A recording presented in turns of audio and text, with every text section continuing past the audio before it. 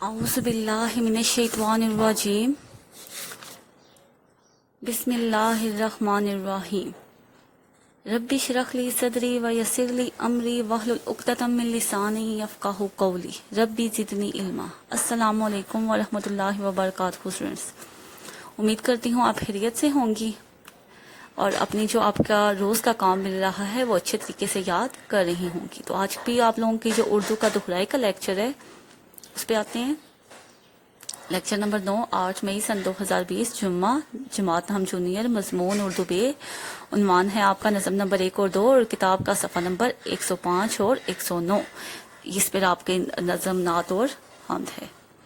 سرگرمی ہے آپ کی دونوں نظموں میں سے آپ نے قافیہ اور ردیف ڈھونڈ کر لکھنے ہیں، ٹھیک ہے؟ کاپی پر خوشخط آپ نے قافیہ اور ردیف دونوں نظموں میں سے ڈھونڈ کر لکھنی ہیں۔ تدریسی مقاصد کی طرف آ جاتے ہیں۔ ہم کے تدریسی مقاصد طلباء کو ہم کے بارے میں بتانا، اللہ رب العزت کی ذات و صفات کے متعلق بتانا اور طلباء کے دلوں میں توحید کی عظمت اور ایمان کی پختگی کا احساس پیدا کرنا۔ نعت کے تدریسی مقاصد نعت کے معنی و مفہوم سے آگاہ کرنا، رسول پاک صلی اللہ علیہ وسلم کی ذات و صفات کے مختلف پہلوؤں سے آگاہ کرنا اور دل میں رسول پاک صلی اللہ علیہ وسلم کی محبت اور عقیدت کے جذبات کو فروغ دینا۔ حمد کی تعریف، ایسی نظم جس میں اللہ تعالیٰ کی تعریف اور توصیف بیان کی جائے حمد کہلاتی ہے۔ شاعر کے تعارف کی طرف آتی ہیں۔ خواجہ الطاف حسینی اہالی پانی پت میں پیدا ہوئے، 1837 میں یہ پیدا ہوئے تھے اور 1914 میں ان کا انتقال ہوا تھا اور ان کو 1904 میں شمس العلماء کا خطاب ملا۔ شاعری میں انہوں نے مرزا غالب کی شاگردی اختیار کی اور ان کا جو شمار ہے وہ اردو ادب کے اہم شاعروں میں بھی ہوتا ہے، نثر نگاروں اور تنقید نگاروں میں بھی ہوتا ہے۔ اور ان کی جو تصنیف کے نام ہیں وہ ہیں دیوان حالی، مسترس حالی، مدجزر اسلام، مقدمہ شعر و شاعری، یادگار غالب، حیات سعدی اور حیات جاوید۔ ان کی جو خصوصی قابل ذکر جو تصنیف ہیں وہ یہ ہیں۔ تشریح پہ آ جاتے ہیں۔ قبضہ ہو دلوں پر کیا اور اس سے سوا تیرا، ایک بندہ نافرماں ہے ہم سرا تیرا۔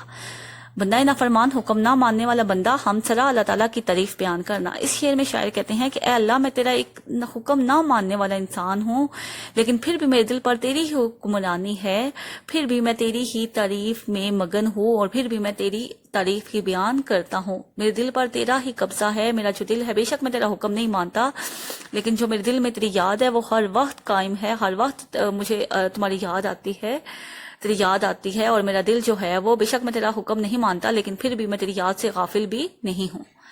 گو سب سے مقدم ہے حق تیرا ادا کرنا، بندے سے مگر ہوگا حق کیسے ادا تیرا۔ مقدم سب سے اولین۔ اس شعر میں شاعر کہتے ہیں کہ سب سے پہلا جو انسان پر حق ہے وہ اللہ تعالیٰ کا ہے، کیونکہ اللہ تعالیٰ نے اس کو بے شمار نعمتیں دی ہیں۔ اللہ تعالیٰ کے اشرف المخلوقات پر بہت زیادہ احسانات ہیں، اگر ہم ان احسانات کو جھکانا چاہیں تو ہم نہیں جھکا سکتے، اور قرآن کریم میں ارشاد ہے کہ تم اپنے رب کی کون سی نعمت کو جھٹلاؤ گے۔ لیکن شاعر کہتا ہے کہ انسان اتنا غافل ہے اور انسان اتنا گناہگار ہے کہ اتنی نعمتوں ہونے کے باوجود، اتنے احسانات ہونے کے اللہ کے باوجود پھر بھی وہ اللہ تعالیٰ کا حق ادا نہیں کر سکتا، اور نہ ہی ایسا ہو سکتا ہے کہ بندے سے اللہ تعالیٰ کا حق ادا ہو۔ تیسرا شعر ہے، محرم بھی ہے ایسا جیسا کہ ہے نہ محرم، کچھ کہہ نہ سکا جس پر یا بید کھلا تیرا۔ بید راز، محرم جاننے والا اور نہ محرم نہ جاننے والا۔ اس شعر میں شاعر کہتے ہیں کہ اے اللہ، تجھے جاننے والا بھی ایسا ہی ہے جیسا کہ نہ جاننے والا، کیونکہ تیری ذات کے راز جس پر آشکار ہو جاتے ہیں وہ کسی سے کچھ کہہ بھی نہیں سکتا۔ تو جو اللہ تعالیٰ کی نشانیوں کو حاصل کر لیتا ہے، ایک تو وہ ہے جو اللہ تعالیٰ کی ذات میں مگن ہی نہیں ہے، اللہ تعالیٰ کو دیکھنے کی کوشش ہی نہیں کرتا، لیکن جو کوشش کرتا ہے، جو اللہ تعالیٰ کو پا لیتا ہے، وہ پھر اللہ تعالیٰ کی تعریف میں مصروف ہو جاتا ہے، وہ دنیا والوں سے کچھ بھی نہیں کہتا۔ اس لیے محرم اور نامحرم ایک جیسے ہی ہیں۔ جچتا نہیں نظروں میں یا خلعت سلطانی، کملی میں مگن اپنی رہتا ہے گدا تیرا۔ جچتا اچھا لگنا، خلعت سلطانی بادشاہ کی طرف سے لیا گیا لباس۔ اس شعر میں شاعر کہتے ہیں کہ اے اللہ، میں تیری ہی تعریف میں مصروف ہوں اور میں تیری ہی ہر وقت تیری ہی تعریف بیان کرتا رہتا ہوں، اور مجھے اور کچھ بھی نظر نہیں آتا۔ اگر مجھے بادشاہ کی طرف سے قیمتی لباس بھی دیا جائے تو مجھے وہ بھی اچھا نہیں لگے گا، اگر مجھے تیری طرف سے ایک پھٹی پرانی چادر بھی مل جائے تو میں اسی پر گزارا کر لوں گا، لیکن میں بادشاہ کے دیے ہوئے قیمتی لباس کو خاطر میں نہیں لاؤں گا، کیونکہ تو میرا پالنے والا ہے اور میں تیری تعریف میں مصروف ہوں۔ شعر نمبر 5، تو ہی نظر آتا ہے ہر شے پہ محیط ان کو، جو رنج و مصیبت میں کرتے ہیں گلا تیرا۔ محیط، گرا کرنے والا، رنج، دکھ، گلہ، شکایت۔ اس شعر میں شاعر اللہ تعالیٰ سے کہتے ہیں کہ اے اللہ، ان لوگوں کو بھی تو ہی نظر آتا ہے جو دکھ اور مصیبت کے وقت بھی اللہ تعالیٰ کا جو تیرا ہی شکوہ کرتے ہیں۔ تو جو شاعر کہتا ہے کہ جو سے گلہ شکوہ بھی کرتے ہیں لیکن انہیں تیرے سوا اور کوئی نظر بھی نہیں آتا، جب کوئی انہیں تکلیف پہنچتی ہے، جب ان پر کوئی مصیبت آتی ہے تو وہ تیری طرف ہی رجوع کرتے ہیں، تو ہی ان کو رنج میں بھی تو ہی نظر آتا ہے اور مصیبت میں بھی تو ہی نظر آتا ہے۔ شعر نمبر 6، آفاق میں پھیلے گی کب تک نہ مہک تیری، گر گر لیے پھرتی ہے پیغام صبا تیرا۔ صبا، صبح کی ٹھنڈی ہوا، آفاق ویسے تو آسمان کو کہتے ہیں لیکن یہاں پر مطلب پوری دنیا، مہک، خوشبو۔ اس شعر میں شاعر کہتے ہیں کہ جو صبح کی ٹھنڈی ہوا ہوتی ہے وہ تیرا پیغام ہر گھر میں لیے پھرتی ہے اور مسلمانوں کو وہ کہتی ہے کہ اٹھو جاگو اور اس رب کی عبادت کرو جس نے تمہیں پیدا کیا۔ تو شاعر کہتے ہیں کہ ایک دن جو صبح کا پیغام ہے وہ پوری دنیا میں پھیل جائے گا، پوری دنیا میں انشاءاللہ اسلام پھیل جائے گا اور ہر جگہ اسلام کا ہی بول بولا ہوگا، اور ایک دن جو اللہ تعالیٰ کا یہ اسلام ہے یہ پوری دنیا میں پھیل جائے گا۔ شعر نمبر 7، آخری شعر، ہر بول تیرا دل سے ٹکرا کے گزرتا ہے، کچھ رنگے بیاں خالی ہے سب سے جدا تیرا۔ اس شعر میں شاعر کہتے ہیں کہ بول کہتے ہیں کہی ہوئی بات یعنی کہ شعر، رنگے بیاں بات کرنے کا انداز، جدا الگ۔ اس شعر میں شاعر اپنی شاعری کی تعریف بیان کرتے ہوئے کہتے ہیں کہ اے حالی، جو تیری بات کرنے کا انداز ہے وہ سب سے الگ ہے، تیرا جو بات کرنے کا انداز ہے وہ بہت مختلف ہے، تیری جو بات ہے وہ دل پر اثر کرتی ہے، وہ دل پر جا کے لگتی ہے۔ ایسا کیوں ہے؟ کیونکہ حالی تمہارا جو بیان کرنے کا انداز ہے وہ سب سے بہت مختلف ہے، تیری جو بات ہے وہ دل پر اثر کرتی ہے اور لوگ اس سے اثر لیتے ہیں، اس پر عمل کرتے ہیں۔ مشق کی طرف آ جاتے ہیں۔ کون سا بندہ ہم سرا ہے؟ نافرمان بندہ۔ کس کا حق سب سے مقدم ہے؟ اللہ تعالیٰ کا۔ محرم اور نامحرم، محرم جاننے والا اور نامحرم نہ جاننے والا۔ جو اللہ تعالیٰ کے رازوں کو جان لیتا ہے وہ محرم کہلاتا ہے اور جو نہیں جانتا وہ نامحرم کہلاتا ہے۔ اللہ تعالیٰ کا گدھا اپنی ہی کملی میں مگن رہتا ہے، باد صبا گر گر اللہ تعالیٰ کے پیغام لیے پھرتی ہے۔ صفات اللہ تعالیٰ کی آپ نظم پڑھیں گے تو اس میں آپ کو پتہ لگ جائیں گی۔ مانی، مقدم، اولین، محرم جاننے والا، حضرت سلطانی بادشاہ کی طرف سے دیا گیا لباس، محیط گھیراؤ والا، آفاق دنیا، بندہ نافرمان، حکم نہ ماننے والا بندہ۔ یہ آپ کو تراکیب کے معنی بھی میں نے بتا دیے۔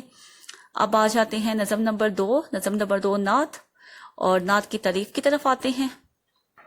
ایسی نظم جس میں نبی کریم صلی اللہ علیہ وآلہ وسلم کی تعریف و توصیف بیان کی جائے اس کو نعت کہتے ہیں۔ اب شاعر کے تعارف پہ آ جاتے ہیں۔ امیر منائی جو ہیں وہ لکھنؤ میں پیدا ہوئے تھے۔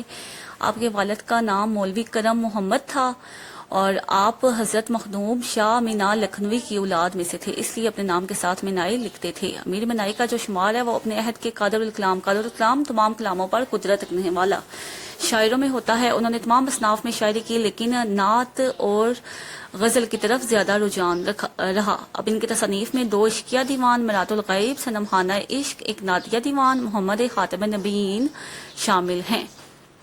اچھا جی، اس کے بعد اب آ جاتے ہیں ہم تشریحات پر۔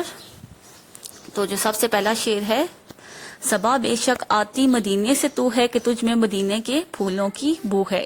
صبا، صبح کی ٹھنڈی ہوا کو کہتے ہیں۔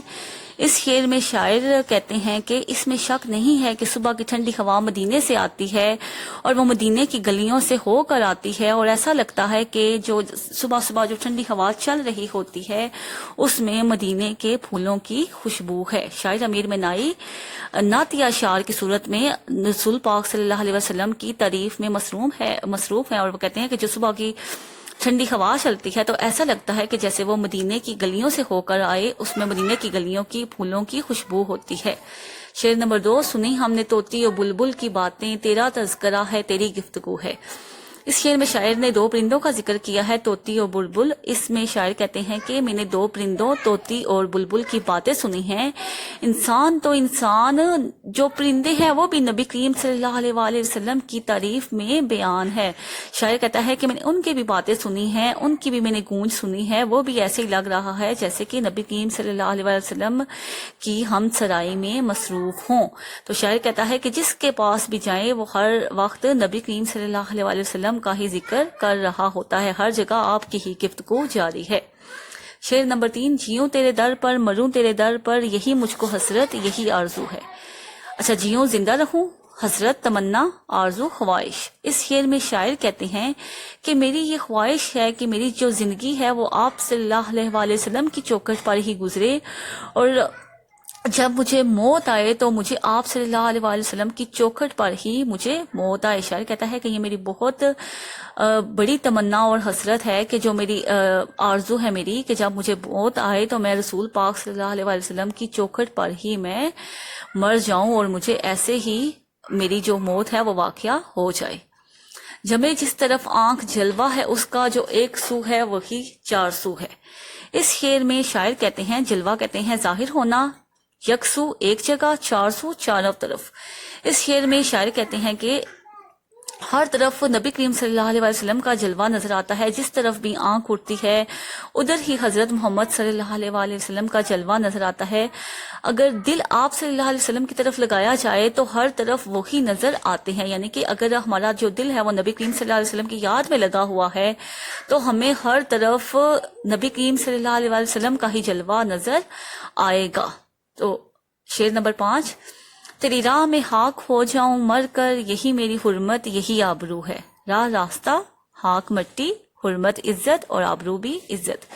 اچھا جی، اس شعر میں شاعر کہتا ہے کہ میرا جو ہے میری جو سب سے عزت والی موت مجھے لگتی ہے کہ جو میری ہے وہ یہ ہے کہ میں رسول پاک صلی اللہ علیہ وسلم کا جو پیغام ہے جو انہوں نے دنیا کے لوگوں کو دیا تھا وہ پیغام جو ہے وہ میں دنیا میں حضور پاک صلی اللہ علیہ وسلم کا پیغام پھیلاتے پھیلاتے ہی میں خاک ہو جاؤں. یعنی کہ اسی دوران میری جان چلی جائے، میں فنا ہو جاؤں، اور اس میں میری عزت ہے.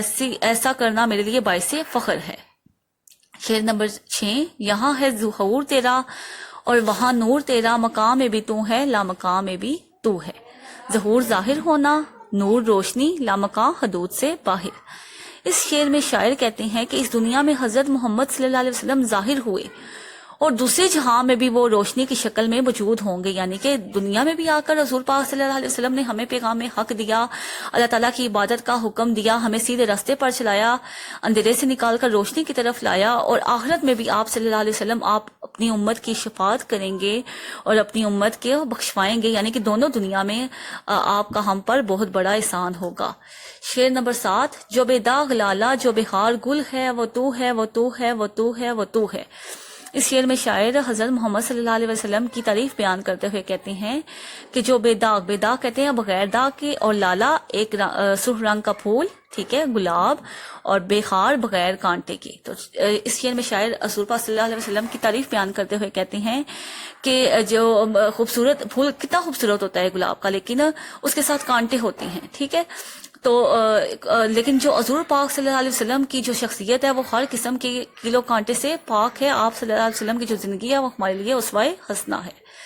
صبا کہاں سے آتی ہے؟ مشق میں آ جاتے ہیں. مدینے سے. پھولوں میں کس کی خوشبو ہے؟ مدینے کی گلیوں کی. شاعر کے دل میں کیا حضرت آرزو ہے کہ وہ مدینے میں جائے اور وہیں پر اس کے موت ہو جائے، اور اپنی حرمت اور آبرو کس بات میں خیال کرتا ہے کہ جب وہ جو حضور پاک صلی اللہ علیہ وسلم کا جو پیغام ہے وہ اس دنیا میں پھیلاتا پھیلاتا فوت ہو جائے.